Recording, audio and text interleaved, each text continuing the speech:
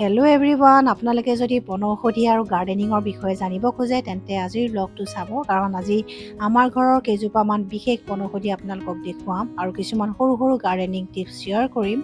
আৰু মই পৰিয়ালৰ সৈতে ক'ত ফুৰিবলৈ গৈছিলোঁ আজি আপোনালোকক দেখুৱাম, গতিকে সম্পূৰ্ণ ভিডিঅ'টো চাব আৰু কমেণ্ট কৰিবলৈ নাপাহৰিব। এইখন হৈছে আমাৰ টেৰেছ গাৰ্ডেন। আপোনালোকে হয়তো আগতে দেখা পাইছেই। সপ্তাহত এদিন শনিবাৰ বা দেওবাৰে মই সময় উলিয়াই টেৰেছ গাৰ্ডেনখন ভালকৈ চাফা কৰি দিওঁ। প্ৰথমতে টাববিলাক আঁতৰাই লওঁ আৰু য'ত য'ত শেলাই বা মাটি বেছিকৈ জমা হৈছে তাত এনেকৈ কোৰখনেৰে চাফা কৰি দিওঁ। তাৰপিছত বাহনি আৰু ঝাৰু মাৰি ধুনীয়াকৈ জাবৰখিনি গোটাই লৈ য'ত য'ত খালী ঠাই আছে তাতে মই জাবৰখিনি পেলাই দিওঁ, নাইবা কিছুমান শুকান পাত যদি থাকে সেইখিনি মই সাৰ বনাবলৈ ৰাখি দিওঁ। এইটো ছিষ্টেমত চাফা কৰিলে কিন্তু বহুত সময় লাগে, তথাপিতো মই এলাহ কেতিয়াও নকৰোঁ, কাৰণ মই যদি এলাহ কৰোঁ তেতিয়া ছাদত শেলাই আৰু মাটি জমা হ'ব আৰু তাতে বৰষুণৰ পানী পৰি চিপেজ হ'ব পাৰে, অৰ্থাৎ ছাদখন বেয়া হৈ যাব পাৰে আৰু তলৰ ফ্ল'ৰটোত কেনেবাকৈ পানী লিক হ'ব পাৰে আৰু তেতিয়া নানা ধৰণৰ সমস্যা হ'ব পাৰে। গতিকে যাৰ যাৰ ছাদ বাগিচা আছে বা টেৰেছ গাৰ্ডেন আছে তেওঁলোকে এই কথাটো ধ্যান দিব লাগিব, কাৰণ তেওঁলোকে যদি ইগন'ৰ কৰে বা অৱহেলা কৰে তেতিয়া চিপেজ হ'ব পাৰে, ছাদখন বেয়া হ'ব পাৰে। সেইকাৰণে এই সৰু সৰু কথাবিলাক আপোনালোকক ভিডিঅ'ৰ মাধ্যমেৰে কৈ যাওঁ। এতিয়া মই কি কৰিছোঁ জানেনে? আমাৰ ঘৰৰ ডালিমজোপাত এজোপা অপ্ৰয়োজনীয় লতা বগাই গৈছে আৰু সেই লতাজোপাই গোটেই গছজোপা ছানি ধৰিছে। এই লতাজোপা আজি মই চাফা কৰি দিছোঁ, কাৰণ মই যদি লতাজোপা চাফা কৰি নিদিওঁ তেতিয়া গোটেই ডালিম গছজোপা লতাজোপাই ছানি ধৰিব আৰু তেতিয়া ডালিমজোপাৰ চেহেৰাটো একেবাৰে বেয়া হৈ যাব, ফল নলগাটো হ'বই, লগতে গছজোপা মৰি যোৱাৰো সম্ভাৱনা থাকে। গতিকে গাৰ্ডেনিং কৰোঁতে আমি এই সৰু সৰু কথাবিলাক সকলোৱে মন কৰিব লাগিব। বায়ু বিশুদ্ধ কৰা এয়াৰ পিউৰিফাইং প্লাণ্টৰ নাম হয়তো আপোনালোকে সকলোৱে জানে। আজি মই আপোনালোকক তেনেকুৱা এজোপা এয়াৰ পিউৰিফাইং প্লাণ্ট দেখুৱাম। স্পাইডাৰ প্লাণ্টৰ নাম হয়তো আপোনালোকে সকলোৱে জানে। আমাৰ ঘৰৰ গ্ৰীণ নেটৰ তলত এনেকুৱা স্পাইডাৰ প্লাণ্টৰ পুলি বহুত আছে আৰু ইমানেই গ্ৰ'থ হয় যে মই স্পাইডাৰ প্লাণ্ট ৰুই ৰুই শেষ কৰিব নোৱাৰোঁ আৰু গ্ৰ'থ হৈয়ে থাকে। এই প্লাণ্টজোপা কেয়াৰ ল'বলৈ সকলোৱে পাৰিব, মাত্ৰ এটা কথা মন কৰিব লাগে যে যাতে বেছিকৈ ৰ'দ নেপায় আৰু বেছিকৈ পানী নেপায়। পানী যদি বেছিকৈ পায় গেলি যাব আৰু যদি বেছিকৈ ৰ'দ পায় তেতিয়া শুকাই যাব আৰু গছজোপা মৰি যাব। গতিকে একেবাৰেই এনেকুৱা জেগাত ৰাখিব লাগিব য'ত ৰ'দৰ পোহৰটো ইনডাইৰেক্টলি আহে আৰু পানীও যাতে বেছিকৈ নেপায়। মেইন গছজোপা যিটো টাবত থাকে তাৰ ছাইডেদি এনেকৈ কিছুমান বেবী প্লাণ্ট ওলাই আহে, অৰ্থাৎ কিছুমান পোখা ওলাই আহে আৰু সেই পোখাবিলাকত কিছুমান শিপা লাগি থাকে। শিপাবিলাক যেতিয়া মেচিয়ৰ্ড হয় তেতিয়া আমি অন্য ঠাইত ৰুই দিব পাৰোঁ বা অন্য টাবত যদি ৰুই দিওঁ তাৰ পৰা আকৌ নতুন স্পাইডাৰ প্লাণ্টৰ এটা পুলি আপোনালোকে পাই যাব। এইবিলাক দেখিছেনে? এইবিলাক হৈছে বেবী প্লাণ্ট। এই বেবী প্লাণ্টবিলাক মই মাজে মাজে ৰুই দিওঁ বেলেগ বেলেগ ঠাইত, তেতিয়া তাতে আকৌ নতুনকৈ স্পাইডাৰ প্লাণ্ট মই পাই যাওঁ। আৰু এই থাৰ্মকলৰ বক্সটোতো মই কিছুমান স্পাইডাৰ প্লাণ্টৰ পুলি বেবী প্লাণ্ট এনেকৈ ৰুই দিছিলোঁ, তাৰ পৰাও এতিয়া পোখা ওলাইছে। মুঠতে এই যিটো ভেৰাইটি স্পাইডাৰ প্লাণ্টৰ, এই ভেৰাইটিটো অতি সোনকালে গ্ৰ'থ হয়। আপোনালোকে যদি ইচ্ছা কৰে গাৰ্ডেনিং যদি কৰিব খোজে তেন্তে এইবিধ এয়াৰ পিউৰিফাইং প্লাণ্ট আপোনালোকে ঘৰত অতি সহজতে কৰিব পাৰিব। অলপ দিনৰ আগতে এগৰাকী ছাবস্ক্ৰাইবাৰে আমাৰ ঘৰত জেতুকা পুলি আছে নেকি সুধিছিলে। মই আচলতে বহুত দিনৰ আগতে এটা গ্ৰ' বেগত জেতুকা পুলি এটা ৰুইছিলোঁ। জেতুকাজোপা এতিয়া বহুত ডাঙৰ হ'ল। মই মাজে মাজে এনেকৈ ডালবিলাক কাটি থাকোঁ বা ট্ৰিম কৰি থাকোঁ, তেতিয়া জেতুকাজোপা ধুনীয়াকৈ জোপোহা হৈ পৰে আৰু পাতবিলাক মই কেতিয়াও পেলাই নিদিওঁ, শুকুৱাই থৈ দিওঁ আৰু গুড়ি কৰি বটলত ভৰাই থৈ দিওঁ। যেতিয়া মন যায় মই চুলিত ব্যৱহাৰ কৰোঁ বা সৌন্দৰ্য চৰ্চাত ব্যৱহাৰ কৰোঁ। তাৰ উপৰিও কিছুমান ঘৰুৱা দিহাতো আমি ঔষধ হিচাপে জেতুকা ব্যৱহাৰ কৰিব পাৰোঁ, বিশেষকৈ নখচুকীয়া পানীয়ে খোৱা আদিত জেতুকা খুব ভাল। আপোনালোকে সকলোৱে এইখিনি কথা নিশ্চয় জানে। অসমৰ থলুৱা বনৌষধিবিলাকৰ বহুতো ঔষধি গুণ আছে, আমি ঘৰুৱা দিহাত ব্যৱহাৰ কৰিব পাৰোঁ, বহু ৰোগৰ চিকিৎসাত ব্যৱহাৰ কৰিব পাৰোঁ। গতিকে যিখিনি পাৰোঁ মই ছাদ বাগিচাত ৰুই লৈছোঁ। আৰু এইখিনি হৈছে লিভাৰৰ কাৰণে আটাইতকৈ ভাল মেডিচিন।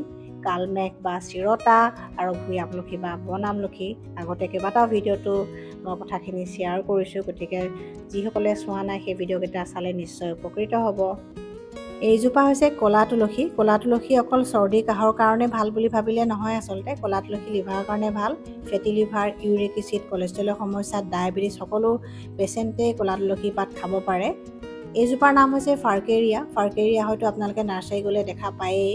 আৰু এয়া হৈছে চম্পা। চম্পা মই কাটিং লগাইছিলোঁ, 4-5টামান কাটিং লগাইছিলোঁ, এতিয়া বহুত ডাঙৰ হৈছে। এয়া থাৰ্মকলৰ বক্সত কৰা জবা ফুল।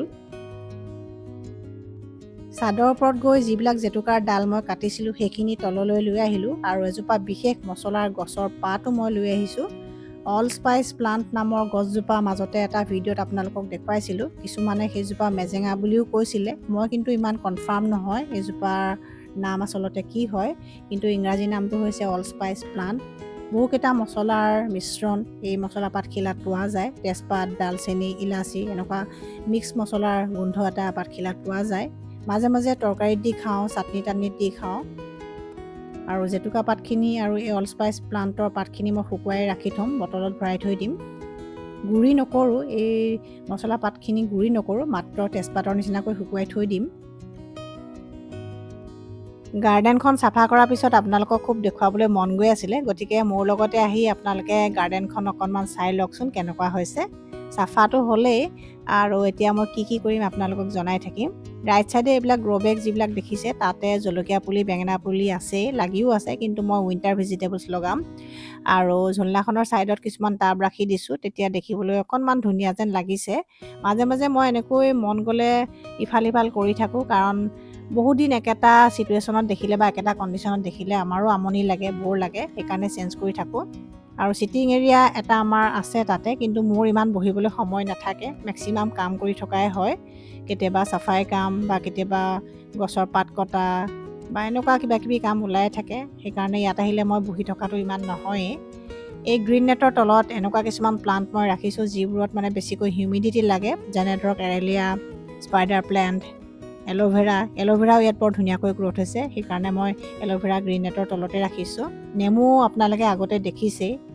এতিয়া এই জেগাখিনিও অকণমান মই চেঞ্জ কৰিম। ইয়াতে থাৰ্মোকলৰ বক্সকেইটাত মই মাটি ভালকৈ ভৰাই দিছোঁ, খুচৰি দিছোঁ আৰু অলপমান কেঁচুসাৰ তাতে দি মই ধুনীয়াকৈ খেতি কৰিম বুলি ভাবিছোঁ।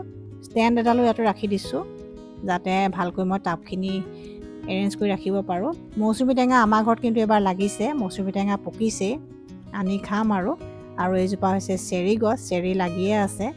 চেৰি এইজোপা খাবলৈ কিন্তু বৰ ধুনীয়া হয়, মইহে খাওঁ, আমাৰ ঘৰৰ বাকীবিলাকে ইমান খাই ভাল নাপায়। ইয়ালৈ আহিলে মই চেৰি ছিঙি নিজে খাই থাকোঁ। গোটেই দিনটো কাম কৰাৰ পিছত অকণমান সন্ধিয়া ওলাই যাবলৈ পালে মনটো ভাল লাগে, বিশেষকৈ শনিবাৰ বা দেওবাৰে অকণমান যদি পৰিয়ালৰ লগত সময় কটাব পাৰোঁ তেতিয়া মোৰ বেছি ভাল লাগে। সেইকাৰণে আজি ভাবিলোঁ সোণাপুৰ ছাইডে যাওঁ, তাতে গ্ৰীনাৰী আছে, অৰ্থাৎ সেউজীয়া প্ৰাকৃতিক পৰিৱেশ মই দেখিলে ভাল পাওঁ। সেইকাৰণে ছানডে কেতিয়াবা এনেকৈ অলপমান সেউজীয়া প্ৰাকৃতিক পৰিৱেশ বিচাৰি যাওঁ। সোণাপুৰ ছাইডে সকলোৱে জানে ইমান ধুনীয়া পৰিৱেশ আছে, তাৰ ৰেষ্টুৰেণ্টবিলাকো দেখিবলৈ ধুনীয়া, নেচাৰৰ মাজত আছে। আজি ভাবিলোঁ তেনেকুৱা এখন ৰেষ্টুৰেণ্টলৈকে যাওঁ। ৰেষ্টুৰেণ্টখনৰ নাম হৈছে ৱাৰিছা ষ্টেট। সোমাই কিন্তু পৰিৱেশটো খুব ভাল লাগিলে, কাৰণ চাৰিওফালে পাহাৰ আছে আৰু ইয়াত খুব ধুনীয়া প্ৰাকৃতিক পৰিৱেশ এটা দেখিলোঁ। খুব ধুনীয়াকৈ গাৰ্ডেনিং কৰা আছে, সজোৱা আছে, সোমাই গ'লেই মনটো আমাৰ কিবা এটা ভাল লাগি যায়। সেইকাৰণে ভাবিলোঁ আজিৰ ডিচিশ্যনটো ভালেই হৈছে, কাৰণ মইতো নেচাৰ এনেও ভাল পাওঁ আৰু বহুত ব্যস্ততাৰ মাজত যদি আমি কেতিয়াবা এনেকৈ নেচাৰৰ মাজত থাকোঁ তেতিয়া আমাৰ সেই যিখিনি ভাগৰুৱা ভাৱটো থাকে সেইটো নাইকিয়া হৈ যায়। ৰেষ্টুৰেণ্টখনৰ ফ্ৰণ্ট ছাইডটো দেখি কিন্তু মোৰ একেবাৰে ৰেষ্টুৰেণ্ট যেন অনুভৱ হোৱাই নাই, এনেকুৱা লাগিছে যেন মই কাৰোবাৰ ঘৰলৈ ফুৰিবলৈহে আহিছোঁ, কাৰণ এইখন এখন বাৰাণ্ডা আৰু ইয়াত যিখন দৰ্জা আছে দৰ্জাখন দেখিবলৈ কাৰোবাৰ ঘৰত থকা দৰ্জাৰ নিচিনা। আৰু এইফালে সোমাই আহোঁতে আমি এটা ডাঙৰ হল দেখিলোঁ, হলটো খুব ধুনীয়াই হয় আৰু ইয়াত আচলতে মানুহে ব্ৰেকফাষ্ট, লাঞ্চ, ডিনাৰ সকলো কৰে। ভিতৰলৈ সোমাই আহি আমি এখন টেবুল বুক কৰিলোঁ আৰু মোৰ ল'ৰা, ছোৱালী আৰু মোৰ হাজবেণ্ড ইয়াতে বহিছে। সকলোৰে পচন্দৰ কিবা কিবি অৰ্ডাৰ দি আমি ইয়াতে খানাটো খাই দিলোঁ। ছাৰ্ভিচ বেয়া নাছিলে আৰু খাদ্যখিনি বা আইটেমখিনিও বেয়া নাছিলে, গতিকে সকলোৱে ভালেই পালে খাই। খানা খাই উঠি মই ভাল পোৱা কামটো কৰিলোঁ, সেইটো হৈছে ফটো উঠাটো। মই ফটো উঠিও ভাল পাওঁ, ফটো তুলিও ভাল পাওঁ, গতিকে নিজেও ফটো উঠিলোঁ, ভিডিঅ' কৰিলোঁ আৰু সকলোকে ফটো তুলিও দিলোঁ আৰু অকণমান সময় ইয়াতে বহি দিলোঁ, কাৰণ খাই উঠি ক'ৰবাত যাবলৈ বেয়া হয়। আৰু ইয়াতে KFC আৰু পিজ্জা হাট খুলিছে বুলি শুনিছিলোঁ, সেইকাৰণে সোণাপুৰ ছাইডে যিহেতু সদায় অহা নহয়, ভাবিলোঁ ইয়াতে কফি একাপ খাই যাওঁ। ঘৰলৈ যোৱাৰ আগতে কফি একাপ খাই গ'লে মোৰো কাম কমি থাকিব, সেইকাৰণে ইয়াতে সোমালোঁ। কফি খাই মই ইমান এটা ভাল নাপাওঁ, মই চাহ খাইহে ভাল পাওঁ, কিন্তু তথাপিতো বহুত দিনৰ মূৰত কেতিয়াবা একাপ কফি খালে মনটো ভাল লাগি যায়। কিন্তু সোমাই দেখিলোঁ ইমান ভিৰ ইয়াতো, মানুহে মুঠতে গুৱাহাটীৰ একো এটা জেগা বাদ নিদিয়ে চাগে, ছেটাৰডে ছানডে সকলো ওলাই আহে, সেইকাৰণে সকলোবিলাক ঠাইতে বহুত ভিৰ থাকে। কেইখনমান ফেমিলি ফটো শ্বেয়াৰ কৰিলোঁ আৰু আশা কৰিছোঁ আপোনালোকে আজিৰ ভিডিঅ'টো চাই নিশ্চয় ভাল পাইছে। যদি ভাল পাইছে প্লিজ কমেণ্ট কৰিব আৰু নতুন ভিউৱাৰ্ছসকলে মোৰ চেনেলটো ছাবস্ক্ৰাইব কৰিবলৈ নাপাহৰিব। Stay healthy, stay happy.